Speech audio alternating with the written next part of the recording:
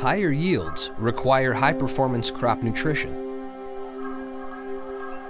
Through fusion technology, MicroEssentials is designed to increase nutrient uptake throughout the growing cycle.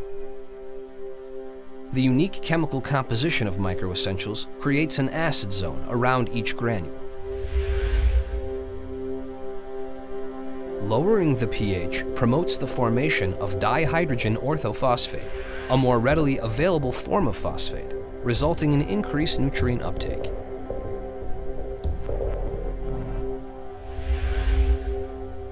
With MicroEssentials SZ, plants more efficiently take up zinc because each nutritionally balanced granule delivers zinc evenly across the field. MicroEssentials also contains small elemental sulfur particles designed for faster oxidation to sulfate and increased uptake. The proof is in the performance. Research shows that plants take up nutrients more efficiently with MicroEssentials compared to traditional fertilizer blends, resulting in higher yields and higher profitability.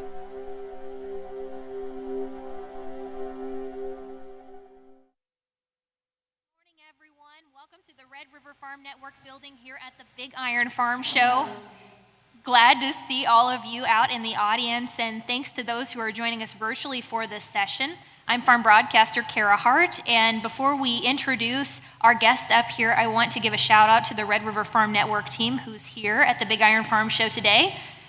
We start with Randy Conan, who just wrapped up the markets to my left, Don Wick, sitting in the front here, Sierra Doctor, Claire Lyseth, our summer intern, who's hanging out with us this week at Big Iron. Jay Raiders, walking around here somewhere. I think there's Jay. And then Colleen Wick as well. Colleen is not here today at the show. But before we get started today, I wanted to give you all a friendly reminder that in these discussions, this discussion that we're going to be having today with the administrator, we totally welcome questions. In fact, I think sessions are the best whenever we get audience questions. So if you have a question for the administrator, be sure to raise your hand up high. We have two handheld microphones that we will be walking around with. Make eye contact with one of those people or me, and we'll make sure that your question gets asked. And without further ado, I'd like to welcome and introduce our guest, Farm Service Agency Administrator, Zach Ducheneaux from South Dakota. Thank you so much for being here at Big Iron. Thanks, Kara, for having me. It's great to be here with the folks at the Big Iron Farm Show, and I look forward to a good visit. As Kara mentioned, these are better if they're a discussion. I had a lot of talking tos in my life. I've always enjoyed the talks with a lot more, so feel free to raise your hand and ask any questions. So Zach, is this your first Big Iron Farm Show? This is the first time I've been to the Big Iron Farm Show, yep. What do you think so far? I like it so far. I've got a chance to walk around and see some of the innovation that's coming in the ag industry, and it's really going to be interesting to see where we're at in 20 years with all of this. It's really inspiring to see the dedication and the hard work that continues to drive innovation in the ag industry. Sure thing. Well, you're a South Dakota rancher, but fill us in. How does a South Dakota rancher find himself leading the Farm Service Agency? Tell us a little bit of that story here. Well, there's a couple versions of that story. One is, and this is the flippant version, but spend the next 20 years of your life going around complaining about what the Farm Service Agency should be doing. Someone might say, if you think you know everything, why don't you give it a whirl, cowboy? But I've been a lifelong public servant, and I come from a family of public servants, so I really appreciate the opportunity to lead this group of 10,000 public servants. And my public service path started right after I bought cows and I needed off-farm employment. I bought heifer calves in 1993 for $560 a piece. I sold bred heifers the next year for $555 a piece and had a little baby to try to feed. So I was looking for work, and I found a job as a farm advocate for the Intertribal Agriculture Council. And if any of you know the East River, West River dichotomy in South Dakota, it'll tell you how bad I needed the job that I took a job as a farm advocate being a West River rancher.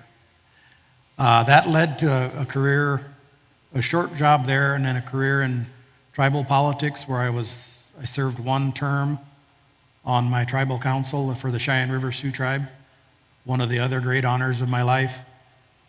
Went home and ranched for a while after that and found I couldn't keep my mouth shut, and found myself working for the Intertribal Agriculture Council again, leading a network of technical assistance specialists charged with the job of improving access to USDA programs and services for Indian country, because they'd been left behind by virtue of federal land policy, lack of outreach, many other things. Through the course of that work, my former boss, Ross Racine, selected me to be the next executive director. So I was executive director of the Intertribal Ag Council immediately before this job. And honestly, I wasn't looking for work. I was happy with what I was doing. I thought I had my dream job. But one night I was sitting there reading through my email, and I got an email from the Biden-Harris transition team, and it said, "It's been brought to our attention you might be willing to consider an appointment with the administration." And I thought, man, I guess you have to put up or shut up. And I still ain't ready to shut up yet. So I said, absolutely, I'll be there on day one. But you need to know where I'm coming from, because I've got some very strongly held convictions about what's needed in the ag industry. Those convictions involve the fact that I think ag finance today is broken, and it's part of the reason that the average age of our farmers and ranchers are 57 and going up. We're not getting young farmers in. Something ain't adding up here. And I also think that farmer and rancher stress relief, as a matter of federal policy, is poor federal policy. We should be addressing what's stressing the farmers and ranchers. And invariably, that is finances. A producer's never griped or contemplated suicide because he couldn't get the cow to go through the gate. So we have to deal with that harsh reality. I thought my letter would probably put them off from me, but I'll be darned if they didn't interview me, and now I get to be your administrator. And I introduce myself intentionally as your administrator because I want you all to know that you have direct access to the head of the FSA. I don't go to one of these events where I don't give my phone number out. It's 202-941-4675. Maybe one more time. 202-941-4675. And I answer that myself. If the voicemail's full, leave me a text message with your information, and I'll get back to you. My goal as your administrator is to do this job in a way that no one else can come behind me and not be accessible to their stakeholders. And as I mentioned, I'm proud as heck to serve with the great group of public servants that you've got. We've got a few in the audience here. Make sure you thank them all for the work that they've done in the last few years, because they've done a heroic job serving you all. Administrator, Farm Service Agency has been a very busy place in the last few years, as you know, with all of the ad hoc programs, traditional farm programs, and lending, and all of the other things that FSA does. All of this happened during the COVID pandemic. How did FSA maneuver through all of that demand? Our staff did a phenomenal, just the other side of heroic, exceptional job. I mean, we didn't miss any payments. Producers were served at a higher level during the pandemic and the times when we had to be limiting our access to our offices than they were before. So the staff did a tremendous job, and the way I explain it is true to the nature of the producers that they serve. They found a way to get things done. They would meet you out in the parking lot. They would come to the place. They would do things through FaceTime over the cell phone. And our folks, really honestly, were just pushed off the cliff when the pandemic started and had to figure all of this out on the fly. So I'm really proud of the work that we've done. We hope that we can take some of the things we've learned about bringing technology to bear and continue to improve services into the future. You all are able to do electronic signatures on a lot of things now. Prior to COVID, we were all about the wet signature, which is ridiculous when you consider you can do it on your phone and do it pretty securely from your phone. So we're going to take the things that we learned from that and continue to improve on it. But again, when you see your county staff, thank them. And that's my deputy administrator for farm programs, Scott Marlowe, and I, we're going to be accessible. We're going to give you our number. The only thing we ask in return is when you go to your county office, you extend our thanks to them because we can't get to all of them. But let them know that we appreciate it. You and I have a lot of discussions on disaster relief and some of the ad hoc programs that are in place with Farm Service Agency. And I'm sure even some of the farmers that are here today are familiar with the Emergency Relief Program. Earlier this week, Secretary Vilsack told one of the farm groups that was in Washington, D.C., that the agency is working on phase 2 of the Emergency Relief Program, or ERP, as we know it. What are the details of phase 2? So the details of phase 2 really start with what we did in phase 1. And in phase 1, we took information that we could access without being too intrusive to our producers, without being too redundant to our producers. So the first part of phase 1 was information that we got from the Risk Management Agency, from producers that had an indemnified loss. The next part of phase 1, we rolled out assistance to producers that had non-insured disaster assistance program indemnities through the Farm Service Agency.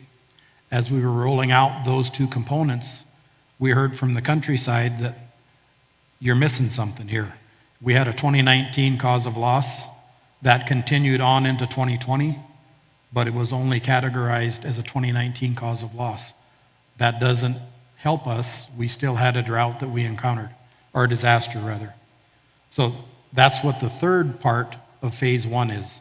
Producers, if you feel like you've had an indemnified loss and haven't received a pre-filled application by the end of this week, give me a call, because we might have missed something. As with anything, when you roll out something brand new, there's going to be some growing pains. Things aren't going to hit exactly right. That's the entire reason we have this third phase. So if you haven't got that pre-filled application, let me know.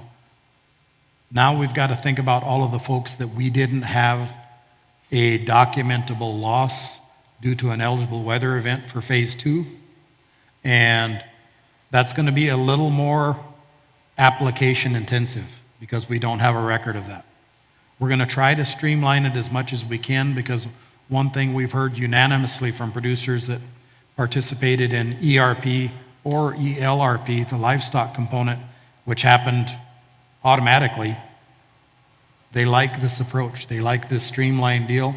They like that the FSA is trusting a producer when they sign their name on a document. To me, that's a critical part that we've drifted away from. We don't, as an agency, we haven't been allowed to do things that convince our producers that we really trust them. So when you come in and you sign your name, we should take it as the gospel and stop trying to overemphasize compliance. If you're out of compliance, you're subject to a spot check. If you're spot checked and found out of compliance, we've got branches of government to do that, to deal with that. We want our team to be able to work with the producer on the same side of the table. So phase 2 is going to be application-based. It's not going to be the pre-filled application. And the goal is to get folks that had shallow loss or didn't have any coverage at all, so that we can provide some assistance to them, because they felt the pain too. Sitting on that. Administrator, Secretary Vilsack said earlier this week prevent plant issues may be covered in phase 2. Can you unpack that for us a little bit? So the prevent plant coverage issues that we were aware of, we think we've got in the third part of phase 1. That's those that we talked about. A lot of the feedback that we got from North Dakota, actually, about that cause of loss being 19 extending into 2020, because of some of your team here in the field elevated your concerns. We think we've got that in this next batch of payments. If, like I said, you don't get that application, let me know and we'll make sure that we're not missing something broader. How much money has been distributed through the first phase of ERP? We are, the last I looked, and I don't track that every day, but we're over $7 billion, including the livestock component of this, which was carved out by Congress for $750 million. So we're around $7 billion, probably a little more than that right now. I know North Dakota did get $1 billion in payments. That's billion with a B. Another 66 million, 70 million in emergency livestock relief program. So, the assistance was clearly much needed, and we've got other parts of the country feeling the same pain that you all were feeling right now. I get a lot of questions from growers because at the Red River Farm Network, we follow the implementation of some of these programs, including ERP. Really closely. Yes, we do, really closely, because we get a lot of questions because we have so many weather extremes, especially in the last few years. And I hear from growers that there's a little bit of frustration with how long it takes to implement a program. What would you tell the growers that may be a little frustrated that the disaster aid doesn't come more immediate than 6 months or more down the road? I would say that, one, I understand. Disaster payments that come a production season after the disaster probably aren't of as much value. But we feel as though in ERP Phase 1, we built a new system. And we're thinking about how we can craft our other programs in that same vein so that we've got the information we need should a disaster happen. Take the Livestock Forage Disaster Program, for example. That's a standing disaster program funded through the CCC. Oftentimes, the payments don't come out till after the calves are sold into that next calendar year. If we can get the inventory from our livestock producers and have a multi-year acreage report, there's no reason we can't streamline that so that it happens automatically, just like ELRP did. So we're trying to find ways to improve and enhance these programs while we maintain program integrity, because that's important, but to get the assistance out there when it's needed. With ERP Phase 1, especially the livestock component, I don't know that it's ever been done faster. I know it surely hasn't been done easier for a producer. So I'm really proud of the work we've done there to address that concern, and we hear it from the stakeholders as well, Kara. So keep sharing that information, and I've really appreciated the help that you've provided to us in getting these things out as we change them or as we announce them. It's been really, really useful. We talked about ERP Phase 2, but what about the Emergency Livestock Relief Program Phase 2? How soon could we see that, and what does that look like? And I'm not sure if you told us how soon we could see ERP Phase 2 come out. So the Emergency Livestock Relief Program Phase 2 is going to be combined with ERP Phase 2 because we've only got a finite amount of money left to use for that. We had $10 billion to start with, so we've got to make sure that we meet the need. So we're working on how are we going to include those livestock producers there. But you'll remember at the end of last fiscal year, we did advance some money from CCC to deal with other commodity-based impacts of droughts. We've also got the opportunity to build something there that might help producers mitigate the lingering impacts. Do you think we could see Phase 2 rolled out this fall, winter, or you think it could be longer? I think we should get that rolled out this fall. Okay, we look forward to seeing the details of that. And I would open up, if you all have any questions, don't hesitate to raise your hand and ask. Like we said earlier, it's really great when we can have a dialogue. So just raise your hand up high and we will get you a microphone. So Administrator, being a rancher at Farm Service Agency, what have you learned about the Livestock Indemnity Program? And even whenever you've been working with that as, kind of the precursor for this livestock disaster relief program? I should caveat this by saying I'm a former rancher, because when I was offered this job, they said you can keep your cows, but you can't make livestock policy. And as I mentioned, I'm not ready to keep my mouth shut about some things yet. And there's a lot of room for improvement yet in our livestock work. When you think about the fact that depending on commodity prices, livestock is between 30 to 40% of all agriculture, and livestock disaster assistance was $750 million out of $10 billion. We've got some work to do to get some parity for our livestock producers. as we contemplate what our programs are. But the Livestock Indemnity program specifically, again, thank your local staff, because they raised an issue that we hadn't been made aware of by producers this spring when you had the late spring storms. And it was that your newborn calf value was about $135 or $140. Being a livestock producer myself and knowing the industry, I understand what that investment is in that newborn calf when you just physically can't do enough to save it. And when that was brought to our attention, we looked for a way to fix it, and the secretary said, we recognize the value of the investment in a newborn calf, and we've got to treat it more like a seed that's in the ground. It's got all of the potential. So we made a change to the payment amount for that smaller category of calf. So now producers are getting $440, $500 a calf, which is better. But the Livestock Indemnity program still only pays, I think, 75% of above normal mortality. And my staff is nodding their head up and down out there in the crowd, so I'm thinking I got that right. But again, those programs are new. The standing disaster programs, called the supplemental disaster assistance programs in our statutes, they just came to be in the late 2000s. So we've only had a short runway to try to make improvements to them, and we try to find every last way that we can. And we're ready, should Congress decide to take a look at that. We think we've got some thoughtful technical assistance to provide based on what Congress asks us about those programs. Thank you. I think we have an audience question that will go Great. out here. Yeah, speak up. Howard Olson with Ag Country Farm Credit Services here in Fargo. Administrator, thank you for being at Big Iron and out to North Dakota, Minnesota again. You've been a frequent visitor, and I know all of our farmers and ranchers appreciate that. We hear from the state offices the challenges that they have with staffing offices, and a lot of it just boils right down to compensation, and that they just can't pay enough to compete with others in the market. Are there steps being taken to address that, or what can be done? How can we help these offices keep staffed? One thing that would help is if our friends in the farm credit system wouldn't steal our loan officers once we get them trained. Thanks for teeing that up for me. But,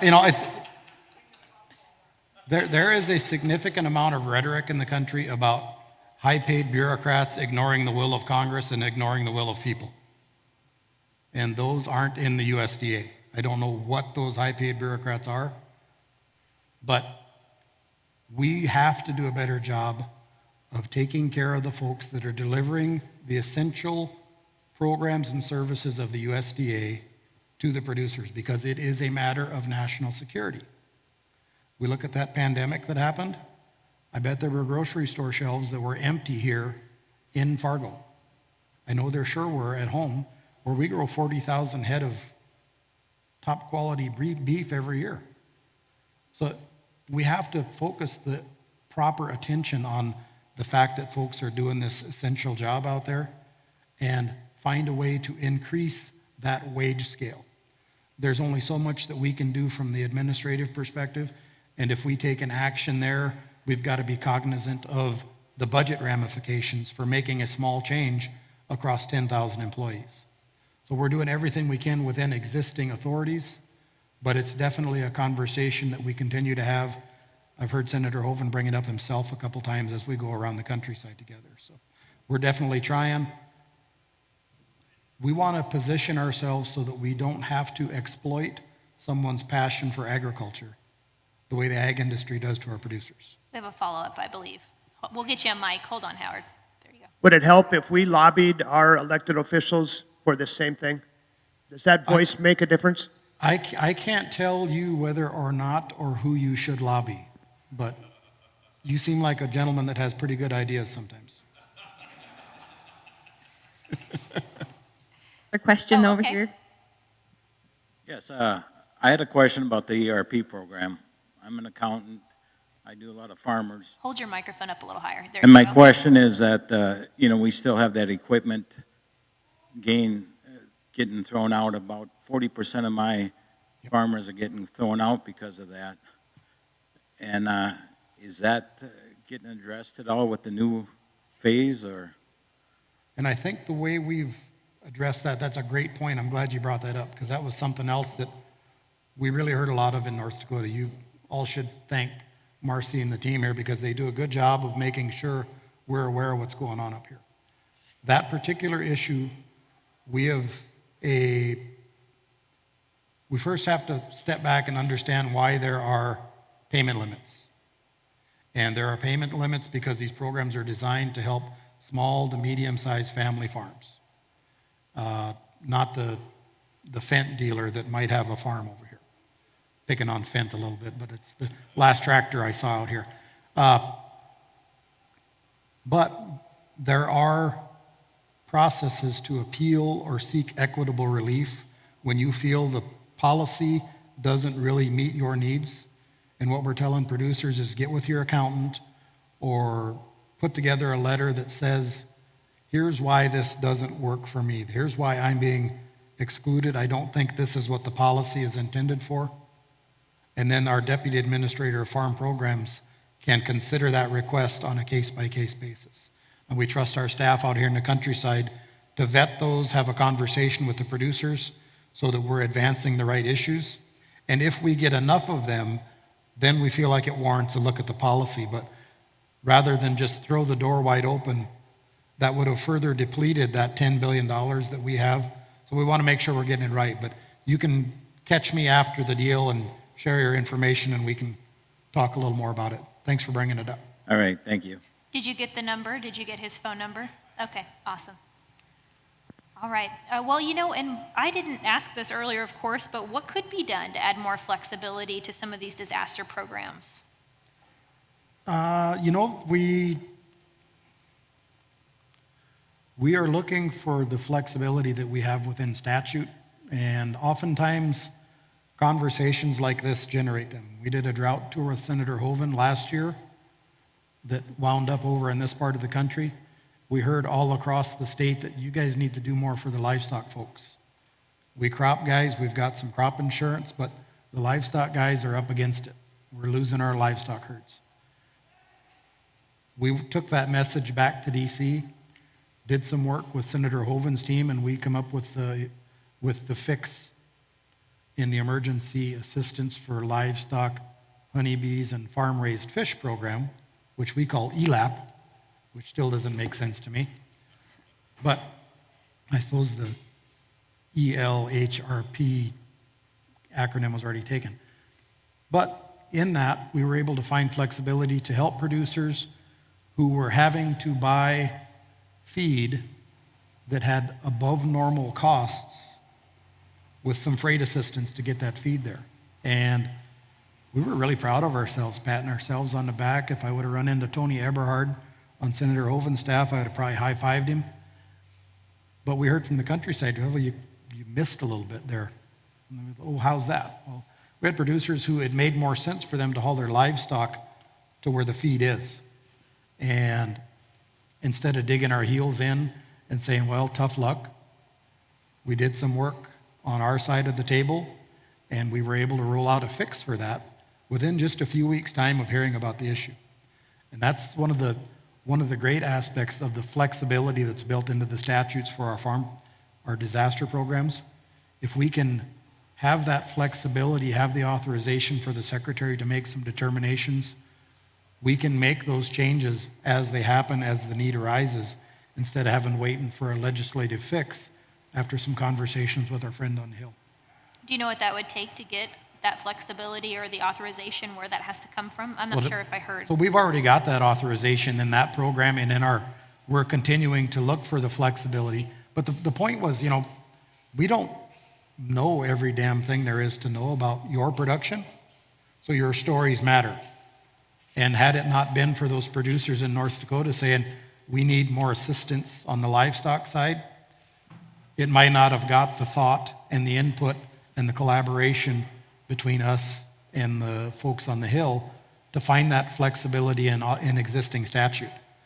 Since we were able to do that, we can use that model now to continue to take input from you all, like this gentleman here, to try to find the flexibility within our existing statutes. Administrator, I think we've got another audience question. Super. Hi, I'm Bob Worth. I'm a farmer from southwest Minnesota. I got actually one question and one comment. On the ERP program, I think it would help us a lot, because I do work with a banker yet, and he gets very frustrated. I think the communication from either the USD or your office would be a lot better when something's going to happen. I mean, he's called me numerous times and said, is there even going to be a Bob, hold the mic a little closer. Okay, sorry. There you go. I thought my voice was loud enough. Maybe repeat what you, Okay, yeah. repeat? Yep. Okay, thank you, Administrator, for coming today and talking about ERP. I think one of the things that could help us a lot with the communications with our friendly bankers that we have to deal with every day, they don't understand when this payment's going to be coming. And they actually asked if maybe the phase 2 isn't even going to happen. But I appreciate your comments on this, but I think communications would help us a lot if you would, just talk about it yet. Yeah. Just don't drop away and forget about it. So thank you for that. Secondly is a comment. I mean, your FSA staff is amazing because they are so understaffed. I mean, our county has been 3 understaffed for quite a while, and they get the job done. And so I know farmers sometimes can be very irritated and not deal with short staff very much. But we'd really appreciate you if you could figure out a way to get all the staff in place, because we need them there for sure. And thank you for all you do. Appreciate it. I'll start there and work my way back. It's my pleasure to be here. It's my honor to be here. They're going to have to drag me out of that damn building when my time is done. I love this job. Anybody that gets in front of you in one of these positions that doesn't love the job, tell them to find another one. Our staff are as committed as I am. Great opportunity to be here. I'm going to go right to the banking comment. You look to me, I don't know if the folks on the live stream can see that, you may be at least 35, 40 years old. Maybe have 15 or 20 years experience with that bank. I would ask that banker to recognize that and not be so damn worried about it, and understand that he's got a relationship with you and that you're as good as your word. We will do everything we can to get information out that will help you zero in on what a payment amount might be when we get there. But when bankers say that about producers, it really gets the hair on the back of my neck to stand up, because they've got things they can do as well to help you out. And oftentimes they're not pushed hard enough. Oftentimes they've got a 90-95% guarantee from us against any loss. So we all have things that we can do more to extend ourselves for our producers, but we'll get there. What was the middle part of your question? Did you have something else to add? Did he miss anything, Bob?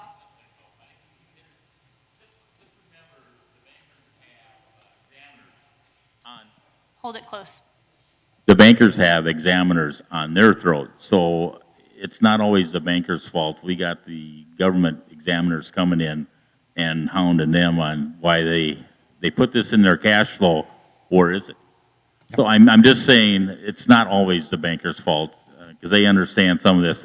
It could be from higher ups, and they just have to pass it down through, and the bottom one gets the blunt. Yeah, and I guess my point is he doesn't need to be passing that stress on to you. You've got enough to worry about. This program is coming. I don't think this administration has ever not lived up to what it told the producers we're going to do. The program's coming. Be patient. It's going to get there faster than the legislation got here. So we're coming to help. Thank you. Thanks for the questions, everyone. And again, if you've got a question, be sure to raise your hand and we will get you a microphone. Administrator, transitioning here a bit, we know Congress is getting ready to work on the next farm bill. What would be on the Farm Service Agency's wish list for that next bill? Have you thought about that at all yet? I think about that almost every single day, Kara. But there is a statute called the Hatch Act that insists that I keep my damn mouth shut about it. and I'm going to keep this job as long as I can, so I'm not going to say anything about that. That being said, as we start to get overtures from the Hill about what they're hearing from their stakeholder groups about what's needed in the Farm Bill, we encourage our stakeholder groups to share with us what you share with the Hill so that we are ready to answer those TA requests. Because the way it works is farmers unions over there right now, they're probably knocking on congressional doors, talking about what they think needs to happen in the Farm Bill. We may get a call from Senator Hoeven or Senator Thune and say, Zach, what's it going to be like to try to implement this? If we know what that is going in, we can have already thought about it, and we don't have to rush and do a rushed job. Haste makes waste, my third grade teacher told me when she saw my handwriting. So if we can have that input from stakeholders that they are sharing with the Hill, we're in a better position to provide timely technical assistance. A lot of times farm bills come together in a week. A lot of times it's a 2-year process of hearings. There's a lot of variation in between. The more prepared we are by knowing what the countryside thinks needs to happen in there, the better we're going to be able to assist our friends on the Hill in crafting that to meet your needs. What works well with FSA and, that's been implemented in previous farm bills? What isn't working as well? Let's see. That's another good question. Some of the things we're hearing from the countryside is there may be some proposals coming from stakeholder groups to make adjustments to reference prices. Mm-hmm.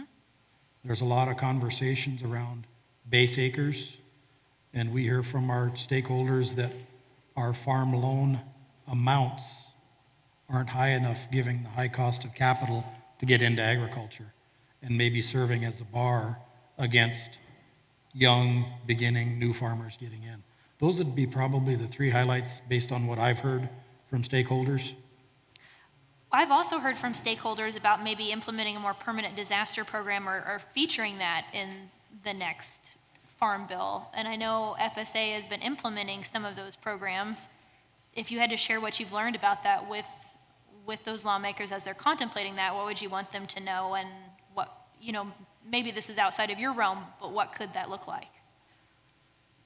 If that were to happen, it would be really helpful if we had the flexibility to gather that information from producers, disaster or not, at the whim of the producer. If they want to turn it in and be ready for a disaster, good. If not, they don't have to. But that's the thing that takes the time when we have these ad hoc disaster programs. If we don't have the information available, we first have to figure out how we're going to gather it up, how we're going to make sure that it's the right information to get the assistance where Congress intended. And I'll come back to the livestock forage disaster program as an example. If, as of 8 weeks and 1 day after you hit D2 on the drought monitor, we had an acreage report on file and your livestock inventory on file, we could automate that payment. And we can make that an option for a livestock producer. They're not required to do it. They can read the tea leaves and see if it looks like it's going to be dry and get that information to us ahead of time. And then it won't all happen at a rush and really put that bind on our county staff to manage all of those applications. So the better we can have the information needed to address those at our fingertips is really going to make any program a better experience for our staff and for producers. We've talked a lot about the weather extremes in our conversation today, and here's another question related to that. During the drought here, a lot of ranchers had to sell off their foundation of their cattle herd. Can Commodity Credit Corporation funds address that? We're looking at that now and taking input from stakeholders about what something like that would look like, because that is a commodity, and it has an impact on the commodity stream when you lose production. So we're trying to take a look at that right now, Kara. Welcome any ideas that our livestock producers might have. So we do have some new climate legislation that was recently signed into law by the president. How do you balance the conservation benefits of that with a program like the Conservation Reserve Program? I think they go hand in glove. The Conservation Reserve Program is set up to take land that was marginal or submarginal out of production in exchange for a rental payment that will have a stand of forage on it that helps mitigate carbon impact in the environment. The climate legislation that was recently passed has a lot more funding that was authorized to do more of that type of stuff. We actually just today, the Secretary is announcing the first round of climate smart commodity partnerships, where we're working with folks all across the industry to help ensure that producers have a seat at the table when these climate smart commodities start to be marketed as such on the other end. And we're really looking forward to seeing what those partnerships develop into, because it's certainly going to create a lot of innovation and enable a lot of innovation for our producers. And there's one that's at South Dakota State University. South Dakota State University got some funding for a project they're working on for beef and bison production, right? I believe that is true. So Yep.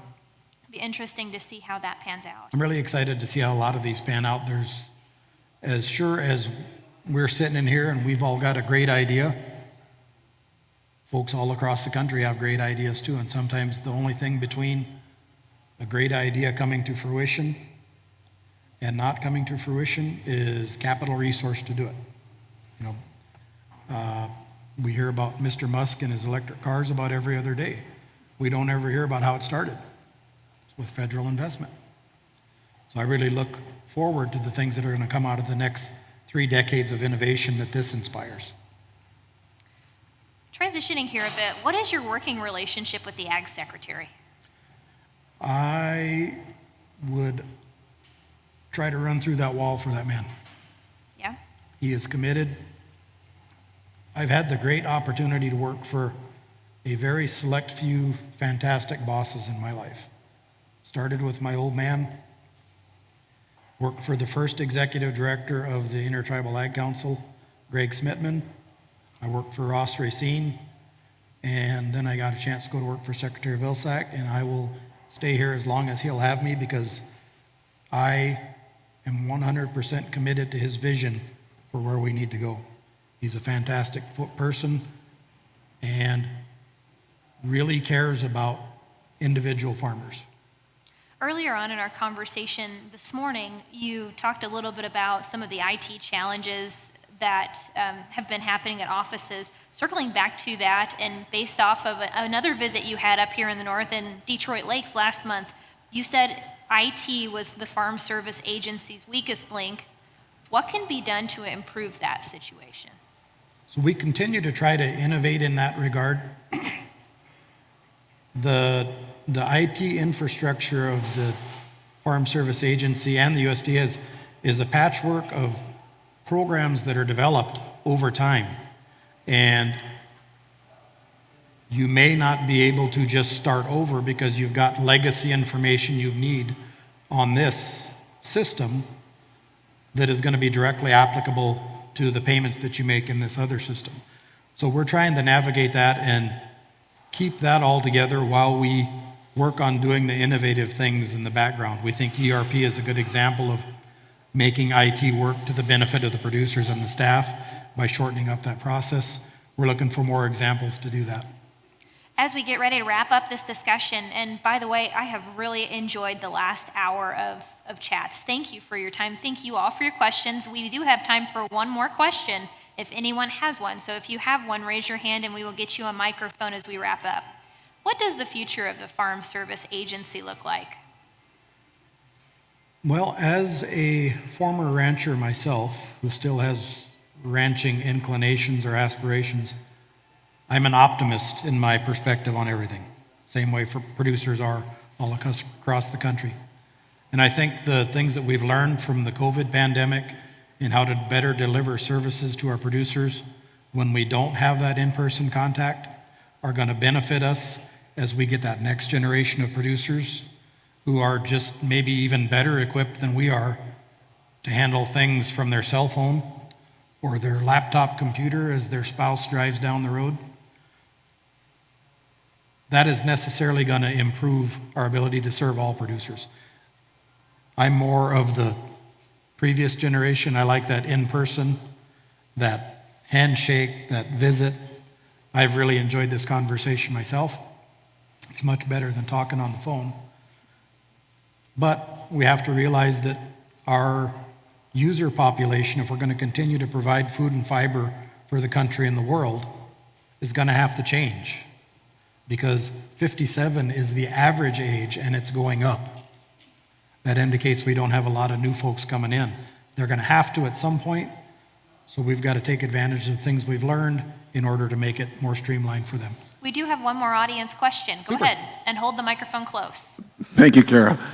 Administrator, again, we're very appreciative of having you here, and I love your plain-spokenness. I'm curious, you've been very great talking about staff. What's your relationship at the upper level, USDA, with the secretary and the rest of the bureaucracy at USDA?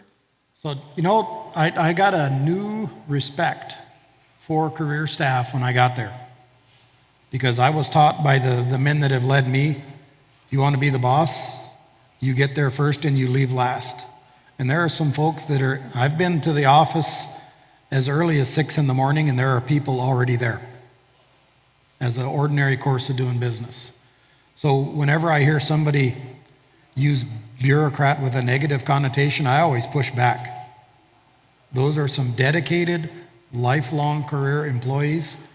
Given the growth in the corporate ag infrastructure, they could all pick up and leave and make 2 to 3 times as much as they're doing here, but they're committed to what we do. So I'm proud to work with all of the folks on the career staff at all levels and hope they're appreciating what we're trying to do for them as well. Once again, Farm Service Agency Administrator Zach Ducheneaux, everyone. Don, did you have a little bit more to add? I didn't mean to cut you off there. Just curious, what's your relationship with the Secretary Vilsack? As far as I know, it's pretty good. I get a chance to visit with him here and there, and I gotta imagine in a relationship dynamic like that, if you're not doing okay, you find out about it. Are you good? Awesome. Thank you all so much for joining us. Can we have a round of applause for Farm Service Agency Administrator Zach Ducheneaux? Thank you so much. Thank you. Again, thank you all for your questions. It was an awesome discussion this morning. Be sure to stick around. Ag Country Farm Credit Services is on next at 11:30, so be sure to hang out. Maybe go get some food and bring it back in and just enjoy the next few hours. We have a market outlook session that starts at 1:30 this afternoon too. Would love to see you back. Have a great Big Iron, everyone.